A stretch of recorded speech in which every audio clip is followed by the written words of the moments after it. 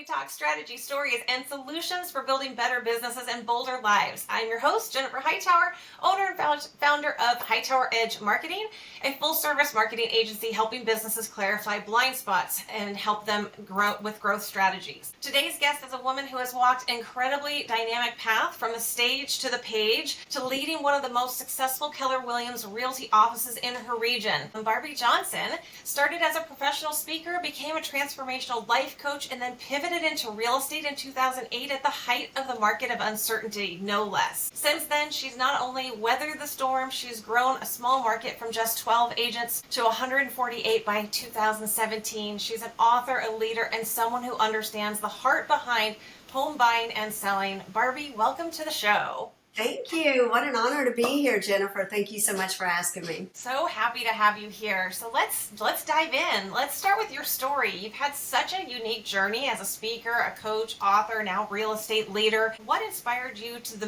move into real estate in 2008? Well, it's so interesting because I have had radio talk shows. I've been the morning personality on the radio for years. And I have a lot of broker friends over the years who kept saying, you should get into real estate. Then it just so happened in 2006, my husband said, hey, you should think about real estate. And it was just the right person saying it in the right time. So I actually did start my real estate career in May of 2007. And of course, we know what happened in 2008. That was fun. Interestingly enough, in the small market that we are in, the trends of what is happening on each coast takes about 2 to 3 years to land here in our community. So we didn't really feel the effects of 2008 until around 2010 and 11. And then we kind of started coming out of it around 2015. Basically, that was kind of what made the switch for me. My husband suggested it, and I'm like, okay, let's do it.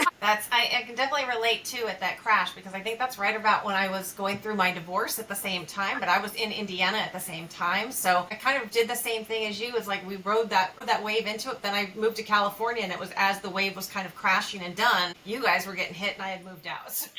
Yes. Oh, we both weathered that storm pretty well. That's amazing. That's right. Good thing for your husband to recommend such a neat opportunity for you to dive into. So, what lessons from your coaching and speaking background have shaped how you approach building your team and serving clients? So one thing that I absolutely love is people. Whether it's speaking on a stage to encourage people, whether it's life coaching, whether it's running a real estate company, I love people. And I do feel like that comes through with my clients and just with the agents I've worked with. So I think that number one is just critical, to love people, because this business is messy. Absolutely. And people are messy. And if we don't love people, I feel like we're going to have a hard time. Just because we are dealing with the biggest purchase that most people make or sell, and the emotions are high. And then, of course, you're dealing with everybody else behind the scene, between the lenders, the other agents, the appraisers, the inspectors, a termite, all of those. So you're dealing with every personality under the sun. And for me personally, I know that I have to just center myself every morning, sit, I have a little quiet time, because I really want to love people well. And that has really been what has been my passion from the very beginning of everything I've ever done, is just loving people. That's amazing. And I know we connected on that level as well on our pre-call. And just knowing that, you have to kind of center yourself. And I try to take that into almost every single day. If I have a run-in with somebody and it just doesn't go well, and I go, okay, you never know what that person is dealing with that created that. It certainly might have been me, but sometimes it's an outside force, right? That's being put on you. So, and I'm sure, Jennifer, I just want to say this, because exactly what you just said. All of us, our behavior is a symptom of what's going on below the surface. Absolutely. And that's what I try to keep in mind. If I have a difficult client or just a difficult situation, I want to stop and go, okay, what's happening with this person? How can I serve them and love them through this mess? Because God knows we've all been messes. Right. One time or better, and many times, who knows? But to be able to just pause, think through it, I pray, and really want to know how I can love this person well through what they're going through. And just keeping in mind again that their behavior is often a symptom. So I want to get beyond the behavior to be able to love that person. So that is, I try to keep that in mind. I do fairly well most of the time. There are those moments that I'm like, I'm just like at my wit's end. However, I really just want to love well and keep in mind, hurt people hurt people. Absolutely. And so angry people are often hurt people. And so if I can keep in mind why this person might be super angry and try to, I'm not trying to fix anybody, not at all, but I just want to encourage them the best I can. Absolutely. Really, with our clients, with other agents, all of it. Totally agree. And I'm sure with growing from 12 agents to 148 agents, you had to use a lot of those skills to be able to do that. And that was because that's no small feat, right? Right. What are some key strategies other than that, or maybe aiding with that are turning points that you think fueled your? Such a good question. Well, first of all, when I was brought on to start this franchise in our town, no one had, because we're a small market, no one had even heard of Keller Williams in our market. And so, people were calling me Mrs. Kelly Williams, things like that. So it was just completely unknown. So I was having to learn a tremendous amount of systems and models, learn the business, as well as working with the agents and helping them, just to live their best life, basically. So yes, dealing with so many different personalities, often complaints, often every single person has their own set of issues going on in their life, whether they are experiencing like the death of a loved one or the death of a marriage or troubles with their teenagers.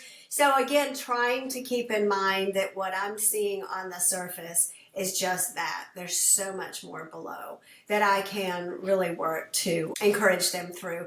And really, I have found that a lot of people don't really believe in themselves. And so it has kind of become my mission to let people know I believe in them. I want them to believe in them. And just an example, I just had a transaction close last week with a gentleman I brought over to Keller Williams 5 or 6 years ago. He wasn't in a great place, and I didn't really know that, but he kept saying that, and I just kept encouraging him.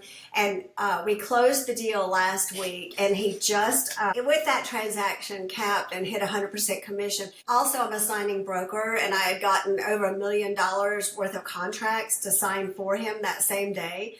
And I was just, I don't know who was more excited. Like, I am bouncing off the walls for him. And he literally said, like, your belief in me gave me what I needed to be able to do what I'm doing. And I am so thrilled for him and his life and how it's changing his family. So I really do try to keep in mind that everybody can be successful in this business. Not everyone will. However, I believe everyone can if they will put forth the effort, change their mindset, and do the work. 100%. I totally agree with that. So let's dive in. Let's talk challenges. As you mentioned, staying top of mind with buyers and referrals can possibly be tough in this market, right? Yes. What have you tried so far to tackle that? So I do a lot of cards and phone calls. I do like home anniversary cards. I do, and of course I'm watching on social media for birthdays and anniversaries and babies being born and all of that. So I'm sending out a lot of cards. I know I'm very old school.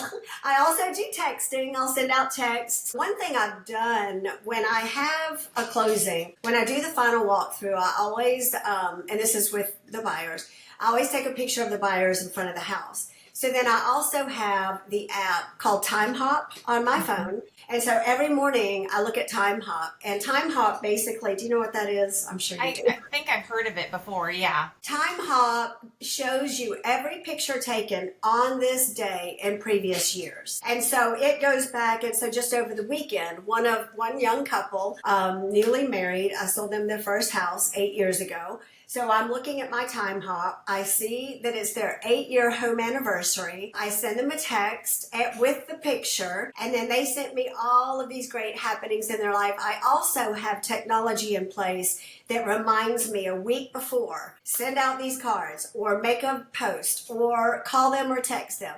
So at the time that I sent them that picture, they had already just received the card from me, and I sent like a little Lowe's gift card or something like that. And that keeps me top of mind with my clients. I agree. Yeah. You know what? And this statistic, it changes often, but I think the current one is that 92% of our clients say they'll use their same realtor. But the reality is only 12% do. Mm-hmm. And it's because if we aren't top of mind, I sold that house to that couple 8 years ago. If I have not been in touch with them, they're going to ask their coworkers or their hairstylist, hey, do you know a good realtor? And then I may lose out on that business if I don't stay top of mind. 100%. So I try to touch my clients at least 4 times a year with the home anniversary cards, with birthday cards, with when a baby's born. And then I do the phone calls. I like to do quarterly phone calls, just check in, how you doing, that kind of thing. So that is incredibly important, I believe, for us to retain the business that we've worked so hard to get it for the future, to be able to stay top of mind. Whatever that looks like, whatever technology you have in place, it has to happen for those folks to call us. And then not only will we get the repeat business, but the referrals. Because if I'm sending them an email also, and I do send out, well, it's automatic, a monthly email, a neighborhood snapshot, what's happening in your neighborhood in real estate. So they're seeing my name in their inbox, even if they never open it, at least they're seeing my name. Yep. So that when Susie Q, their neighbor, says, hey, we want to sell our house, do you know anybody? They just saw my name. And they're like, Barbie, she can do it. Yeah. So critical. Staying top of mind with our clients. I 100% agree. It sounds like you have some really good technology and some services that are workflows that are automated, and that's amazing, because that's definitely, we get so busy with our own lives that it's you have to have those reminders in place. So that's such a critical step. That sounds like you have that dialed in. That's amazing. Yes. The real estate landscape is constantly evolving. What shifts are you seeing right now, and especially how agents build trust and credibility? Oh, good question. So yes, always shifting, the real estate market. Because I'm kind of been accused of being the eternal optimist. When people ask me, because that's the thing, they find out you're a realtor. Oh, how's the market? So I never talk about how horrible it is. I may say, hey, you know what? We're on an upswing. And it is true. What we saw last year, towards the end of the year, there was definitely that dip. Of course, kind of continued through the first part of this year, and now we're rising back up. Prices, and of course, I know that rates is really a matter of perspective. Mm-hmm. I think rates is or rates are. Either way, it's perspective. My husband and I, we bought our first house at 18% interest rate in the 80s. So those today looking at 7% are freaking out. And, the key is, they're like, we're going to wait till the rates go down. No, don't wait. Now is the time. If the rates do go down, guess what? You can refinance and take that new rate. But now is the time. So I'm always just trying to be as encouraging as possible about real estate and the market. Even in, the 2008 crash, again, it didn't hit us for years. I'm like, gosh, it's great. 2008, I was rookie of the year. I sold a $2.3 million house for cash. So it was great for me. Now, 2010, when it finally hit, that was a different moment. However, again, it's just perspective and always looking for the good. Amazing. For your agents, what do you think holds them back with consistent growth? Is it visibility, confidence, follow-up systems? A lot of it is confidence. Yep. When you jump into this, I was in my 40s when I started in real estate and had not a clue. Because you and I both know those real estate classes and what you have to know to pass the test is not real life real estate. Some of those terms I've never even heard since 2007 when I went through classes.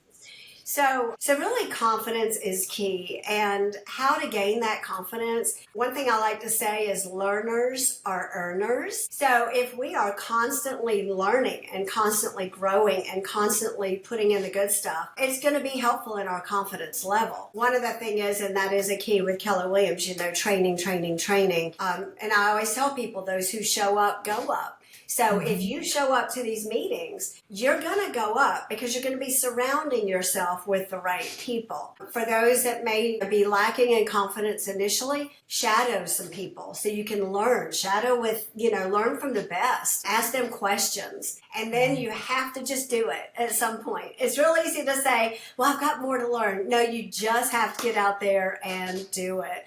So some key things prior to starting the Keller Williams office, I worked in an office where there was no training. So then I start this office and there's trainings on listing presentations and buyer consultations. Those were terms I had never heard of prior to coming to this office. So I think it was ignorance on fire for me initially. And again, because I love people and people knew it. And even if I didn't know answers, I was going to get the answers for them. So it really is to gain that confidence. Number one, keep learning, always learning. I tell the agents in our office, like a plant, if a plant is not growing, it's dying.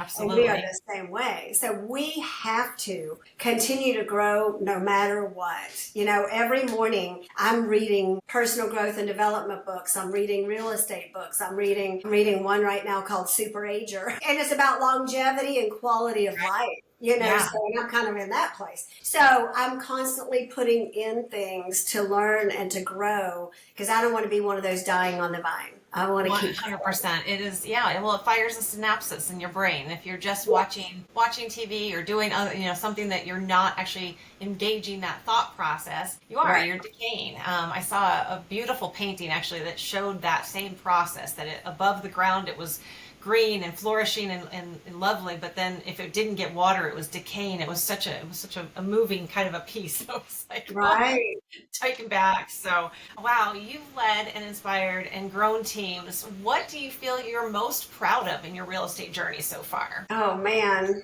Well, anytime I get a referral, I feel like, oh yay, I've done good. I'm very grateful for those referrals because without the initial clients referring me, I would not have the business. So I'm very proud and grateful for that. I am grateful. I started that Keller Williams office in 2017 in our small market. Ran it up until 24, like beginning of last year. And I've seen lives change. I've seen agents become millionaires. I've seen them grow their net worth. I've seen them grow their portfolio to where they have passive income through real estate. And that, I think, to me is one of the things I'm most proud of, is seeing these amazing people change their life. One gentleman said, "You've changed the trajectory of my family's life." And I mean, I didn't. He did the work. However, he made the choice to do the work. And that, he's thanking me. He really did it, but it still makes me feel very honored to be able to have a small hand in encouraging them. Beautiful. Barbie, your journey is such an inspiring reminder that reinvention is possible and so powerful. Thank you for sharing your insight and your experience and with your heart with us today. So that's a wrap on this episode. Thank you so much for tuning in. I hope Barbie's insights gave you a fresh perspective on the housing market and real estate and really chasing your heart and following whatever you want to do, whatever you want to grow. Put your love and your life into it, and that's where where your focus and your heart will grow. So if you enjoyed the episode, it would mean the world to me if you hit that subscribe button, share it with a friend, or leave a quick review. I've got some incredible guests and topics coming your way, so stay tuned. Until next time, go make bold moves and build something great.